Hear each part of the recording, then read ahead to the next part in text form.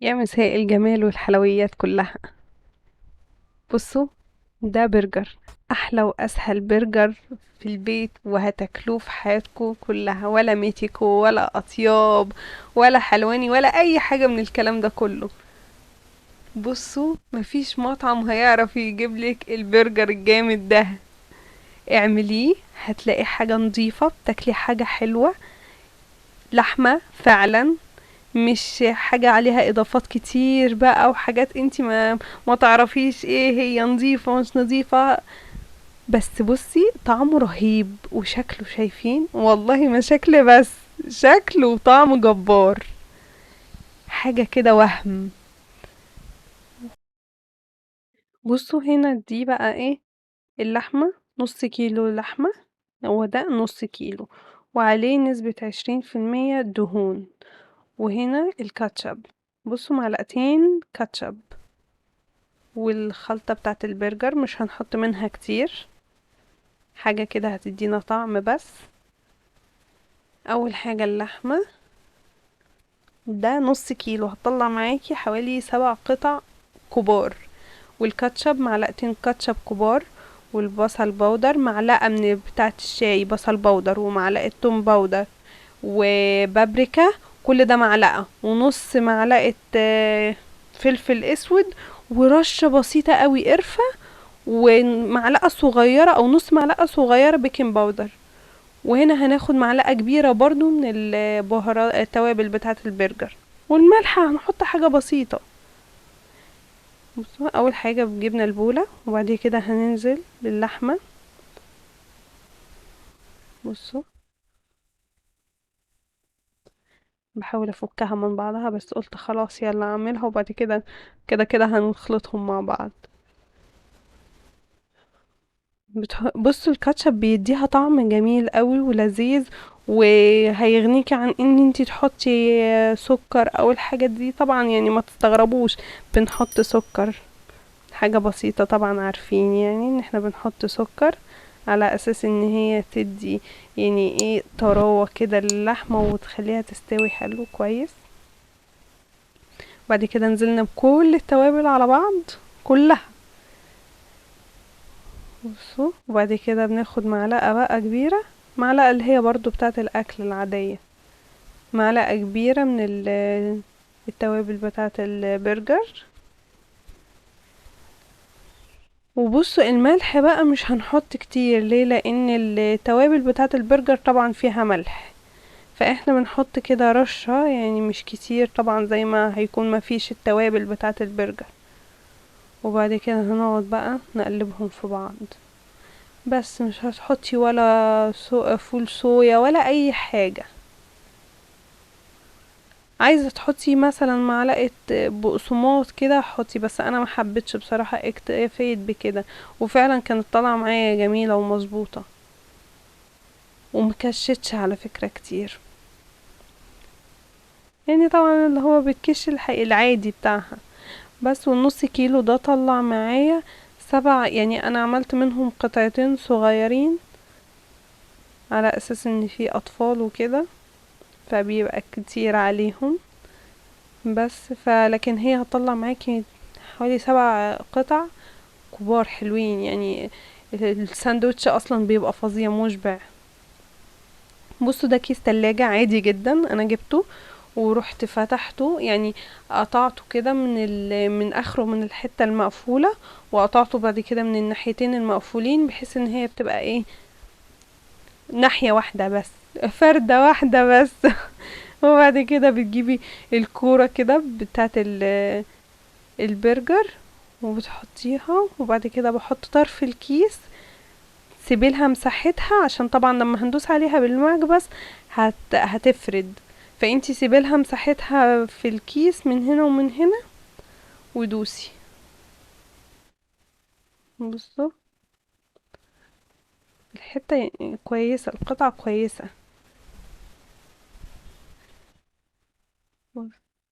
طلع تمام وزي الفل.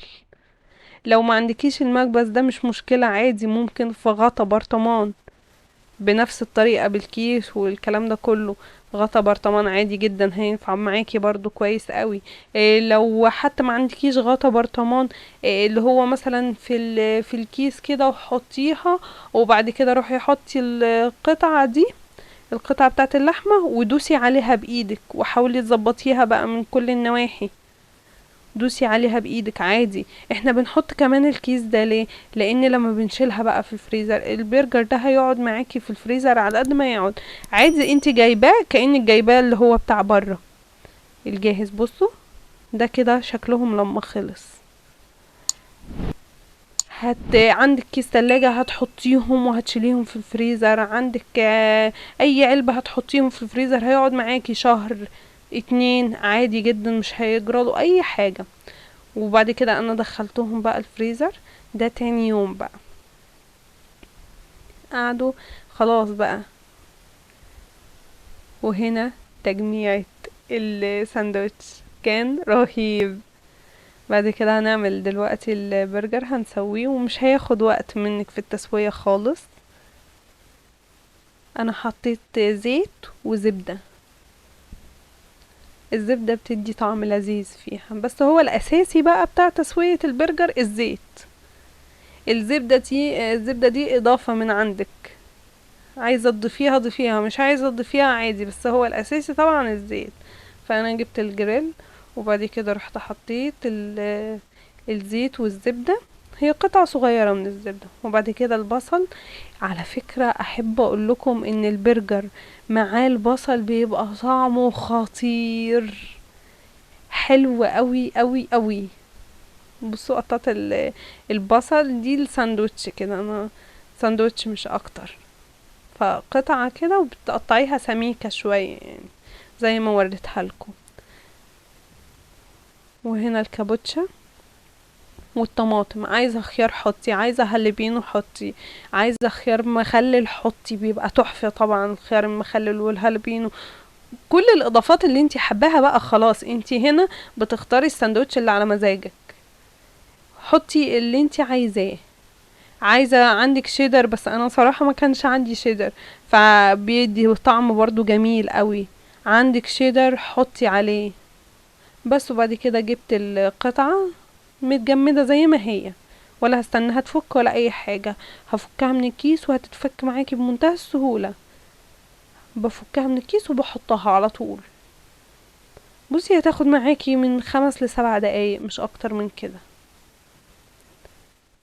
بصوا نزلت بالبصل برضو اهو. اهو بقى. بصوا شكله يا ربي. بافلو يا ناس، بافلو. شكله والله رهيب وطعمه كان رهيب. شوفي بقى الساندوتش ده هتجيبيه بكام من بره.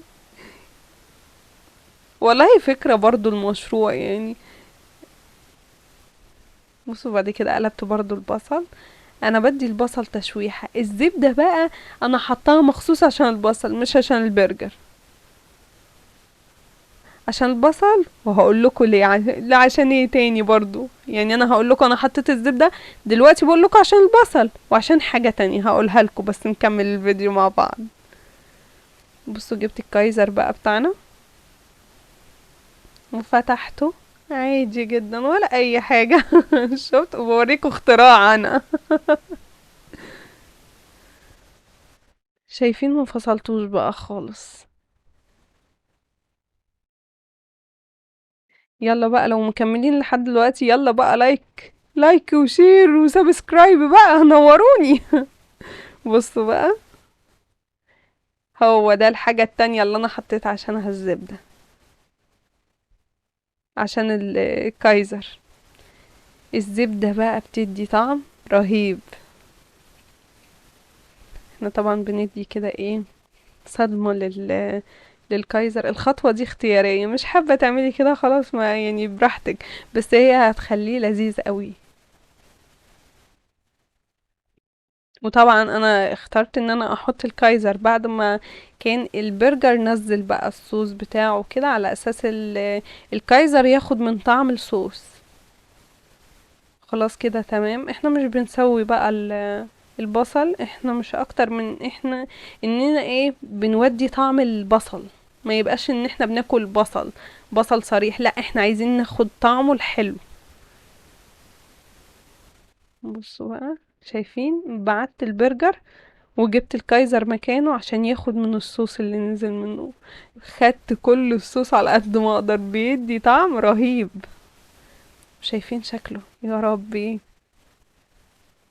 وكان مقرمش على فكرة، يعني يعني البتاعة اللي حوالين داير بتاعتها دي كانت مقرمشة، وكان طعمها حلو قوي. هو الكايزر يتاكل كده لوحده خلاص. هو كده خلاص البرجر استوى. بس انا كنت بحب اتاكد يعني. اهو البرجر بعد ما قصدي الكايزر بعد ما طلعناه خلاص، واحط المايونيز. انا بقى بحب اللي هي الاكياس بتاعه المايونيز والكاتشب، بفضلها اكتر من اللي هي الانبوبه بتاعه الكاتشب والمايونيز والحاجات دي. بص، حطيت المايونيز وبعد كده رحت عملتها بالمعلقه على اساس ان هو يتوزع في الكايزر كله. شايفين الصوص اللي نازل من البرجر؟ وبعد كده بنحط الكابوتشا. وزي ما قلت لك هنا بقى، الحاجة اللي انت ما بتحبيهاش هتشيليها، الحاجة اللي انت بتحبيها هتحطيها كده، يعني شوفي انت الاختيار الافضل ليكي. بعد كده بنحط البرجر والطماطم. شريحة الطماطم كانت رفيعة، ما كانتش اللي هي سميكة قوي. البصل، الاختراع. انا ده بالنسبة لي الاختراع، طعمه حتة تانية خالص خالص. وبقى الكاتشب، انا بحب اغرقه كاتشب.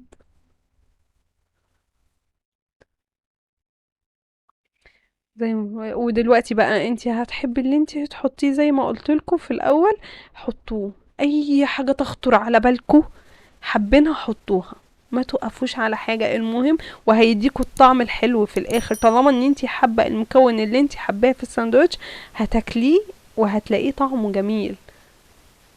ليه؟ لان انت دي حاجة حباها، وهو الساندوتش البرجر عامة ما بيوقفش على حاجة، يعني مش مثلا حاجة لازم ان انا اعملها طماطم وخيار وكده، لا. اللي هو اللي انا حباها احطه، ملهوش مثلا اساسيات اللي هو ما نخرجش عنها، لا عادي جدا. طبعا البطاطس، وقلت ايه لازم اعمل اي منظر كده للطبق. لا بس كمان حطينا الكاتشب كده على اساس البطاطس، يعني انا بحب البطاطس ومعاها الكاتشب بيبقى طعمها لذيذ. بس الساندوتش كان والله جبار. يا ربي، حاجة جامدة كده قوي. لازم اجيب لكم المشهد تاني. ما ينفعش. اصلا انا عاجبني بصراحة. حاسين بيا صح؟ يلا بقى، لو مكملين لحد دلوقتي، اللايك الجميل بتاعكم، شير وعملوا سبسكرايب للقناة. يلا عشان نكبر بقى مع بعضينا. وجربوا بقى الاختراع الجامد ده، الساندوتش الجامد ده، وقولوا لي رأيكم.